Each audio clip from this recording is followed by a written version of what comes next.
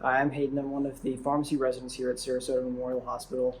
And today we're going to be talking about the best way to keep a medication list, a problem list, and where to store it. So a life-changing event can occur at any time, whether that be a seizure, a stroke, a car accident, or any other event. And it's important that even if you can't speak, that your healthcare providers know what medications you're taking and what other problems you have.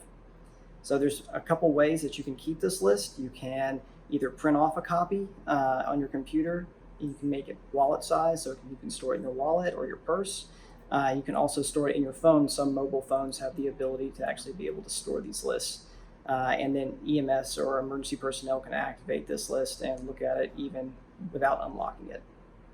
So those are some ways you can actually keep this list. It's important to put all medications on there and all problems that you have. Any kind of healthcare conditions that would warrant us taking a look at it. For example, if you had a car accident and you're on blood thinners and you're unable to speak, it's important for us to know so that we can give you specific care for this. And if you're having a seizure and you can't speak, we need to know what kind of medications you take, so that way we can restart those medications or give you something different if those aren't working.